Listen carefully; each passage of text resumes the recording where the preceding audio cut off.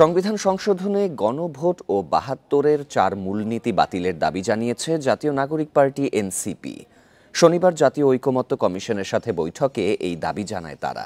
এ বিষয়ে আলোচনা করতে এবার রাজধানীর পরিবাগ থেকে আমাদের সাথে যোগ দিচ্ছেন জাতীয় নাগরিক পার্টির কেন্দ্রীয় নির্বাহী সদস্য এবং আন্তর্জাতিক সম্পর্ক ও কূটনীতি বিষয়ক সম্পাদক আলাউদ্দিন মোহাম্মদ। বান্ডেল থাকলে প্রতি সেনমানিতে টাকা বাঁচবে। বিকাশ সেনমানি বান্ডেল কিনে জিতুন প্রতি লেনদেনে। আপনাকে স্বাগত জানাচ্ছি। শুরুতে জানতে চাই, স্বাধীন বাংলাদেশে ৭২-এর সংবিধান প্রণীত হয়, একে কেন বিরোধপূর্ণ মনে করছে এনসিপি? ধন্যবাদ।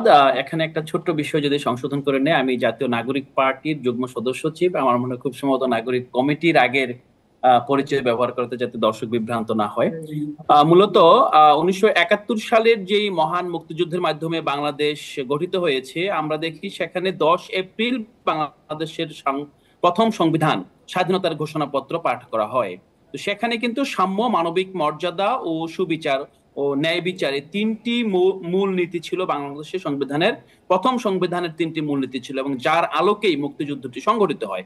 পরবর্তীতে ১৯৭২ সালে যখন সংবিধান প্রণীত হয়, তখন আমরা দেখি একটি দলের মতাদর্শকে সংবিধানের মূলনীতি হিসাবে চালিয়ে দেওয়া হয়েছে এবং স্বাভাবিকভাবে ১৯৭০ সালের যে নির্বাচন হয়, গণপরিষদ নির্বাচন, যে নির্বাচনের মাধ্যমে আপনার পাকিস্তানের সংবিধান প্রণয়ন করার জন্য গণপরিষদের প্রতিনিধিরা নির্বাচিত হয়েছিলেন, তাদের সমন্বয়ে এবং প্রাদেশিক পরিষদের সদস্যদের সমন্বয়ে কিন্তু আপনার ১৯৭২ সালে সংবিধানটি প্রণীত হয়।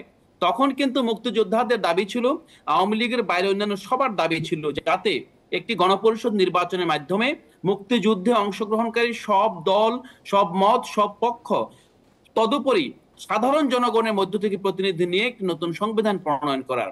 কিন্তু তখন কিন্তু সেটা করা হয়নি।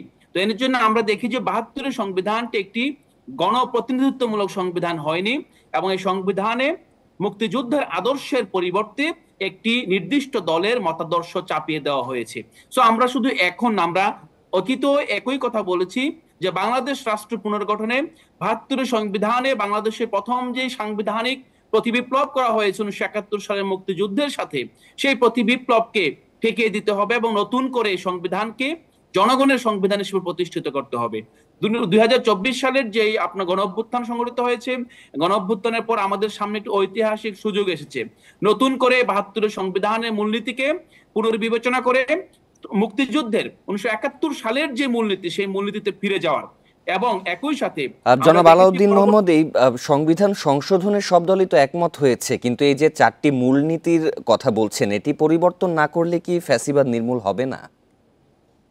না, আপনি ব্যাপারটি শুধু ৪টি মূলনীতি পরিবর্তন না করলে ফ্যাসিবাদ বিরূপ হবে কি হবে না সেই আঙ্গিক থেকে বিবেচনা করলে হবে না।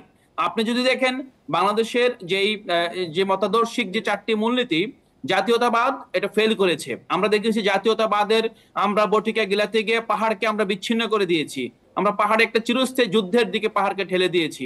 আপনি সমাজতন্ত্র বলেন, সমাজতন্ত্রে কার্যত বাংলাদেশে একজন পাগলও বিশ্বাস করবে সমাজতন্ত্রের যে বেসিক মূলনীতি, সেই মূলনীতি এখানে বিদ্যমান নেই। আপনি যদি বলেন এখানে ধর্মনিরপেক্ষতা, পঞ্চদশ সংশোধনীর আগে আমরা দেখেছি যে জিয়াউর রহমানের সময় কিন্তু ধর্মনিরপেক্ষতার পরিবর্তে মহান সৃষ্টিকর্তার উপর পূর্ণ আস্থা বিশ্বাস ইতিমধ্যেই স্থাপন করা হয়ে গিয়েছে। কি বাকি রইল? আমরা যদি দেখি এখন এই যে জাতীয়তাবাদ, সমাজতন্ত্র, গণতন্ত্র, ধর্মনিরপেক্ষতা, আমরা সেই জায়গায় দেখি গণতন্ত্রকে গত 3টি নির্বাচনের মাধ্যমে ভুলুণ্ঠিত করা হয়েছে। তো আপনি যে ৪ মূলনীতিতে ফেরত যেতে চান অথবা বহাল রাখতে চান, ৪ মূলনীতির কোন মূলনীতি এখন এই মুহূর্তে বিদ্যমান আছে? রাষ্ট্র এই ৪ মূলনীতির প্রতিটা মূলনীতির সাথে প্রতারণা করেছে। সো আমাদের মূল বিষয়টা হলো যে ৭১-এর মুক্তিযুদ্ধ যেই মূলনীতির মাধ্যমে প্রতিষ্ঠিত হয়েছে, আমরা কেন সেখানে ফিরে যেতে পারবো না? আমাদের বাধাটা কোথায়? এই প্রশ্নে কি আপনি জবাব দিতে পারবেন? আমার মনে হয় যে এই জায়গাটা আমাদের দেখতে হবে যে আমাদের ঐতিহাসিক যে একটি আপনার ভ্রান্তি, ঐতিহাসিক যে একটা প্রতারণা হয়েছে জনগণের সাথে, সেই জায়গা থেকে বাংলাদেশকে আগে মুক্ত করতে হবে। পাশাপাশি আমরা শুধুমাত্র এই মূলনীতির ব্যাপারটি না, এখানে কিন্তু প্রধানমন্ত্রী ক্ষমতা এবং আমরা যে ক্ষমতার ভারসাম্য, এই বিষয়ে আসলে আপনাদের বিষয়গুলো খুবই স্পষ্ট। আরেকটি বিষয় একটু জানতে চাই সর্বশেষে, যে ঐকমত্য কমিশনের সঙ্গে এনসিপির ১২৯টি প্রস্তাবে একমত হয়েছেন আপনারা, তো দুই পক্ষের চাওয়া পাওয়ার হিসাব কি কাছাকাছি? দেখেন, এনসিপি মূলত গণ অভ্যুত্থানকারী শক্তির সমন্বয় একটি রাজনৈতিক দল এখন এনসিপির যে রাজনীতির মূল এজেন্ডা কিন্তু রিফর্ম।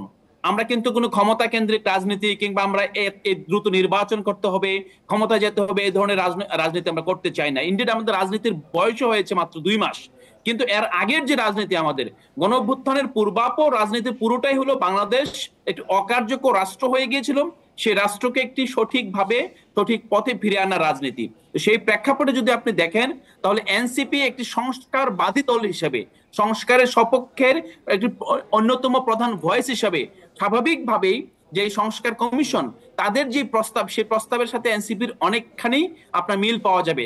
আমরা তো রেডিক্যাল প্রস্তাব চাই, আমরা রেডিক্যাল সংস্কার চাই, বরং আমরা কিছু কিছু ক্ষেত্রে দেখছি যে আমরা যে সংস্কার কমিশন রেডিক্যাল প্রস্তাব দিতে ব্যর্থ হয়েছে।